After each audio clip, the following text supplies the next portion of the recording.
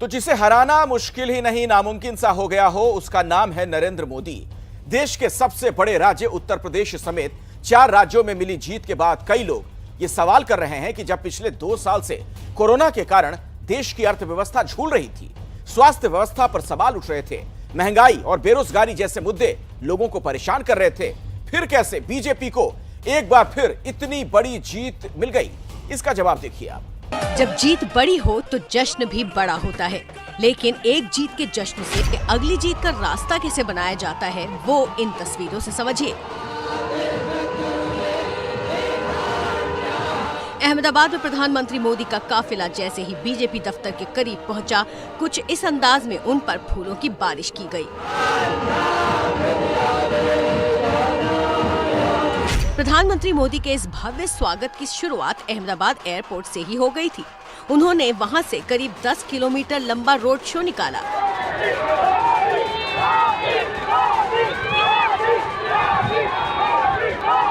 प्रधानमंत्री मोदी का ये मेगा रोड शो दरअसल 4 राज्यों में मिली जीत का जश्न है। लेकिन एक बड़ा सवाल ये है कि 4 राज्यों में मिली जीत के बाद जश्न गुजरात में क्यों? क्या वजह है कि 5 राज्यों के चुनाव के नतीजे आने के 24 घंटे के भीतर प्रधानमंत्री मोदी गुजरात पहुंच गए? इसका सीधा सा जवाब है कि अब चुनाव गुजरात में होने। लेकिन बात सिर्फ इतनी सी नहीं है। दरअसल 4 राज्यों की जीत का जश्न गुजरात में इसलिए भी मनाया जा रहा है क्योंकि प्रधानमंत्री मोदी और उनकी टीम अथक मेहनत बिना रुके करने का माद्दा रखती है। और ये उस सवाल का भी जवाब है जिसमें अक्सर पूछा जाता है कि आखिर 8 साल बाद ब्रांड मोदी क्यों बरकरार है? प्रधानमंत्री बनने से पहले गुजरात मोदी की कर्मभूमि रही है। इसीलिए जब इतनी बड़ी जीत के बाद वो सीधे गुजरात में अपने लोगों के बीच पहुंच जाते हैं तो ये संदेश देते हैं कि मोदी लोगों से अपना रिश्ता कभी भूलते नहीं।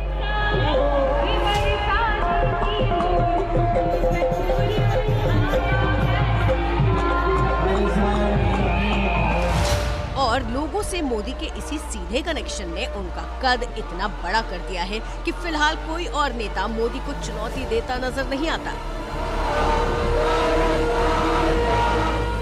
भारत माता की जय के नारे, नरेंद्र मोदी की जय के नारे लगा रहे हैं। और ये जो नज़ारा आप देख रहे हैं, ये पूरे रोड शो के दौरान सड़क के किनारे इसी प्रकार का नज़ारा देखने को मिल रहा है। दूर दूर तक महिलाएं यहाँ पर आई हुई हैं। East west Modi is best. हम प्रधानमंत्री को दिल तन मन धन सब देकर उनके साथ हैं और जहाँ भी उन्होंने आवाज दी, 1 नहीं 1000 महिला लेके आए। मोदी है तो मुमकिन है, मोदी है तो मुमकिन है, मोदी है तो मुमकिन है। राज्य कोई भी हो, प्रधानमंत्री मोदी की चुनावी रणनीति के आगे सारे जमे जमाए समीकरण फेल हो जाते हैं। उत्तर प्रदेश में भी यही हुआ। आ गए फिर भगवाधारी। प्रधानमंत्री मोदी जी के विकास और सुशासन को एक बार फिर से जनता जनार्दन ने अपना आशीर्वाद दिया है। एक एक कर मोदी ने हर उस मुद्दे की हवा निकाल दी जो बीजेपी के लिए चुनौती बन सकता था, जैसे पिछले साल हुआ किसान आंदोलन।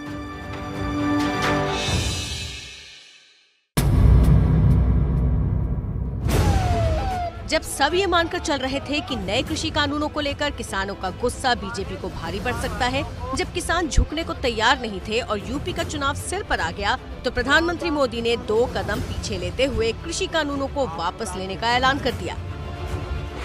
दिए के प्रकाश जैसा सत्य कुछ किसान भाइयों को हम समझा नहीं पाए। हमने 3 कृषि कानूनों को वापस लेने का, रिपील करने का निर्णय लिया है। प्रधानमंत्री के इस तरह से माफी मांगने को लेकर विरोधियों ने उन पर निशाना साधा। कहा गया कि हार के डर से मोदी को ये फैसला करना पड़ा, लेकिन मोदी अपने इस फैसले से पश्चिमी यूपी की 136 सीटों को साध रहे थे और नतीजों में उसका असर भी दिखा। उत्तर प्रदेश की जनता जनार्दन का हृदय से अभिनंदन, हृदय से आभार।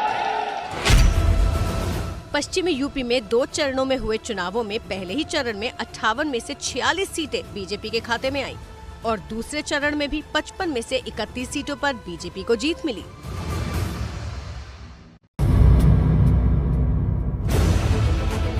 कहा यह भी जा रहा था कि कोरोना की दूसरी लहर के वक्त यूपी में जो हालात थे, बीजेपी को उसका खामियाजा भुगतना पड़ेगा।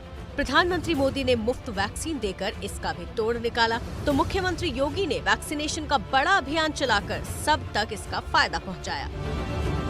वैक्सीनेशन बहुत बढ़िया हुआ।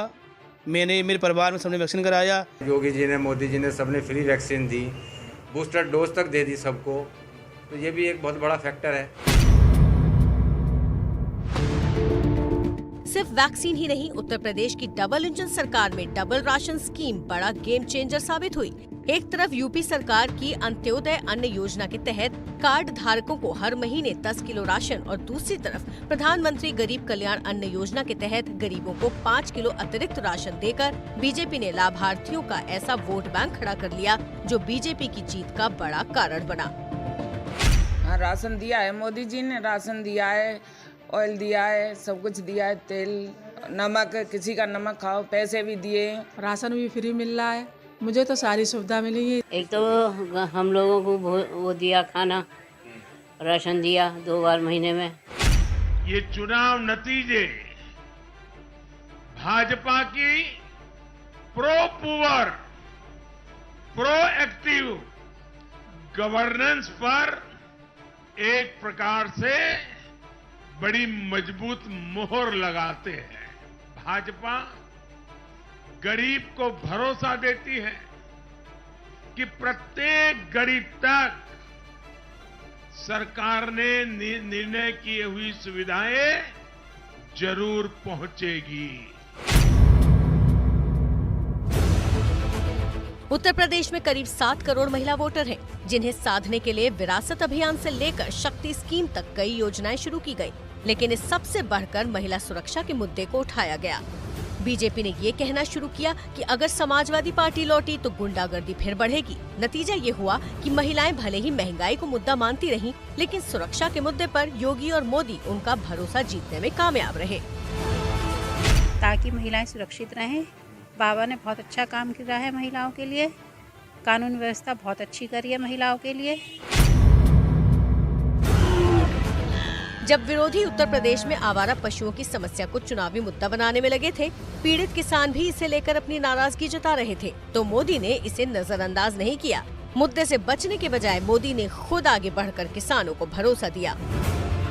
आप लोगों को छुट्टा जानवरों से जो परेशानी होती है उसे दूर करने के लिए 10 मार्च के बाद नई व्यवस्थाएं बनाई जाएगी। मंत्री महोदय का पश्चिम में जेवर एयरपोर्ट हो या पूरब में एक्सप्रेसवे, चुनाव से पहले ही प्रधानमंत्री मोदी ने विकास की वो तस्वीर भी सामने रख दी जिससे हर वोटर का भरोसा और मजबूत हुआ। चारों तरफ हाईवे बन रहे हैं, काम हो रहा है। योगी जी के आने से और मोदी जी के रहने से देश बहुत डेवलप होगा। यूपी की सियासत कभी मायावती के एससी तो कभी समाजवादी पार्टी के यादव मुस्लिम वोट बैंक के बीच झूलती रही। मोदी ने इन सारे समीकरणों को भी ध्वस्त कर दिया। इसीलिए 86 SC/ST सीट में से 65 पर बीजेपी को जीत मिली, तो मुस्लिम प्रभाव वाले 85 सीटों में से भी 49 बीजेपी के खाते में आई। कुछ लोग ये कहकर यूपी को बदनाम करते हैं कि यहाँ के चुनाव में तो जाति ही चलती है, लेकिन भाइयों बहनों, उत्तर प्रदेश के लोगों ने दिखा दिया है। 2014 के चुनाव नतीजे देखें, 2017, 2019 के नतीजे देखें, और अब फिर 22 में भी देख रहे हैं। हर बार यूपी के लोगों ने सिर्फ और सिर्फ विकासवाद की राजनीति को ही चुना है।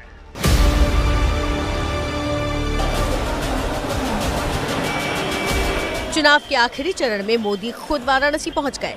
भव्य रोड शो और जगह जगह पर लोगों के बीच पहुंचकर मोदी ने एक बार फिर लोगों से अपना सीधा कनेक्शन दिखाते हुए विरोधियों के हौसले पस्त किए, और इसी का नतीजा था कि अखिलेश के पूरा जोर लगाने के बाद भी पूर्वांचल की 130 में से 77 सीटें बीजेपी के खाते में आ गई।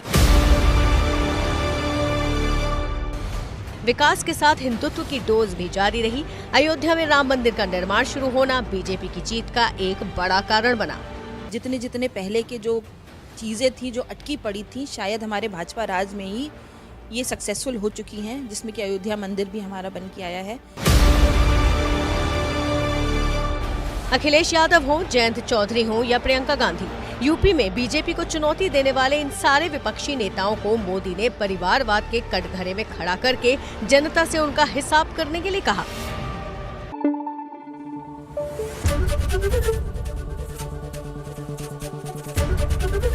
एबीपी न्यूज़ आपको रखे आगे।